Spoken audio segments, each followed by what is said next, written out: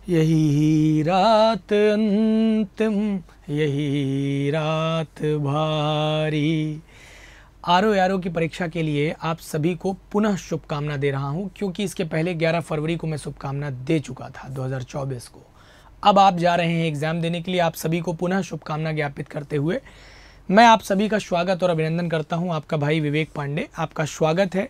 प्यारे विद्यार्थियों, इस परीक्षा में आपको कुछ बातें, कुछ संदेश लेकर के उपस्थित हो। इसी संदेश के साथ अपनी वाणी को विराम दूंगा, फिर हम लोग मिलेंगे परीक्षा के बाद। तो गौर से इस 4 मिनट की वीडियो को बहुत ध्यान से सुनिएगा।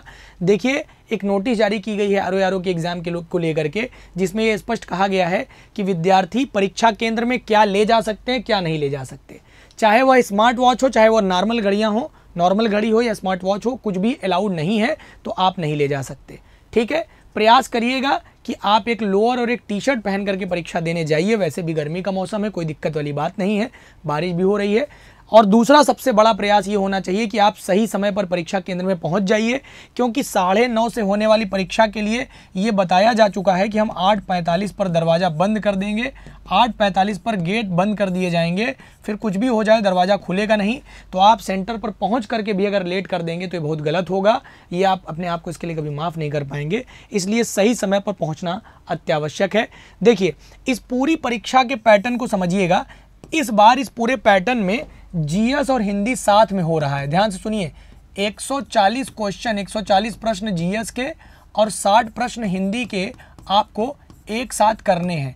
और जब अब एक साथ इनको हल करना है, एक साथ सॉल्व करना है, एक साथ आपको पेपर मिलेगा, तो आपका प्रयास इस ओर, इस दिशा में जाना चाहिए कि आप पहली कोशिश करिए कि पहले हिंदी के प्रश्नों को हल कर लीजिए। अब मेरी बात को समझने का प्रयास करिएगा, सुनिए ध्यान से। एक साथ प्रश्न पत्र आएगा, हिंदी और जीएस का पेपर एक साथ मिलेगा, जिसमें कंप्लीट जीएस होगी या फिर कंप्लीट हिंदी पहले होगी, या तो कंप्लीट जीएस पहले होगी, फिर हिंदी हो सकता है पीछे हो। ठीक है, तो अब सुनिए, आपको सबसे पहले अपना प्रश्न पत्र, अगर पीछे हिंदी है तो उसको पलट लीजिए। पलट करके सबसे पहले हिंदी के प्रश्नों पर आ जाइए। मान लीजिए फॉर एग्जांपल आपने 55 प्रश्न हिंदी के सही सही कर लिए हैं, तो इन 55 प्रश्नों पर पहले आप क्या कर लीजिए, ओएमआर भर लीजिए, अपना ओएमआर फिल कर लीजिए। इन सभी प्रश्नों पर अपने ओएमआर को आप क्या कर लीजिए, फिल कर लीजिए। जब आपने ओएमआर फिल कर लिया तो आप इस लड़ाई में 40% जीत हासिल कर लिए।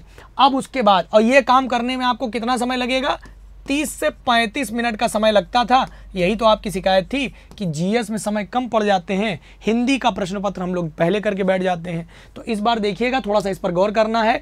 मान लीजिए प्रश्न पत्र बहुत कठिन बन गया, उदाहरण के लिए ऐसा बन गया कि आप 50 प्रश्न के ऊपर डांक ही नहीं पा रहे हैं, 10 प्रश्न का गैप मिल रहा है, तो परेशान होने की ज़रूरत नहीं है कि मेरा तो अभ्यास 60 में 60 का था, मैं 50 पर ही लटक गया हूं, तो अब क्या करूं।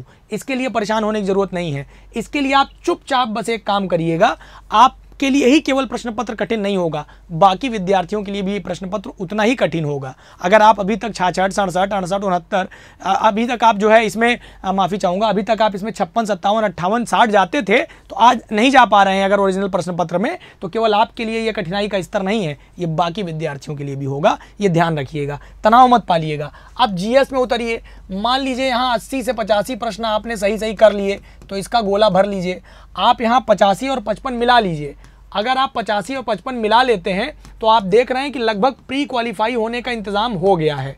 अब आप फूंक फूंक के कदम रखिए, जहां पर आप डंके की चोट पर कह सकते हैं कि यहां पर मैं और आगे बढ़ सकता हूं। ये 7-8 सवाल हैं जिस पर मैं अभी भी रिस्क ले सकता हूं, तभी लीजिएगा, अन्यथा कोशिश मत करिएगा। परीक्षा में अपने आप को सफल दावेदार बनाने के लिए, बाकी विद्यार्थियों को पछाड़ने के लिए इस योजना को अगर आप लेकर के आगे बढ़ें तो समय का समायोजन भी अच्छा बनेगा और प्रश्नों का संयोजन भी अच्छा बनेगा। गौर करिएगा। इसी के साथ आपको बताएं कि आप अपने परीक्षा केंद्र पर ध्यान रखिएगा, एक सादा बॉटल पानी का ले जा सकते हैं, प्लेन वाटर बॉटल ले जा सकते हैं जो ट्रांसपेरेंट हो। अगर रेल नीर वाली बॉटल आप लेकर के जा रहे हैं तो उसका पन्नी फाड़ दीजिएगा, अंदर ले जा सकते हैं। ठीक है, टोपी कैप नहीं पहन के जा सकते हैं, कोई भी किसी प्रकार की कैप पहन के नहीं जा सकते, घड़ी लगा के नहीं जा सकते, रिस्ट वॉच किसी भी प्रकार की लगा के नहीं जा सकते। बेल्ट और जूते आप देख लीजिएगा, वैसे बाहर उतारना पड़ेगा, समय खराब होगा। साथ में अगर कोई जा रहा हो तो सारा बैग और सारी चीज़ें उसको दे दीजिएगा। एडमिट कार्ड प्रॉपरली चेक कर लीजिएगा। ठीक है। अपना आधार कार्ड चेक कर लीजिएगा कि प्रॉपर आप साथ में लेके जा रहे हैं, 2 फोटो साथ में लेके जाइएगा, चेक कर लीजिएगा अच्छे से प्रॉपरली। तो सब कुछ अच्छे से चेक करके तब लेके जाइएगा। कलम इत्यादि भी साथ में अच्छे से रख के लेके जाइएगा, वो पहले से कुछ चली हुई हो तो बहुत अच्छा। और शांत मन से पेपर दीजिएगा, ज़रा सा भी अपने आप को हतोत्साहित करने की ज़रूरत नहीं है। आप सभी से मैं ये निवेदन करूंगा कि आप अपने परीक्षा केंद्र पर पहले पहुंचिए, क्योंकि 8:45 पे आपका पूरा का पूरा सेंटर क्लोज कर दिया जाएगा, नो एंट्री जोन लागू हो जाएगा।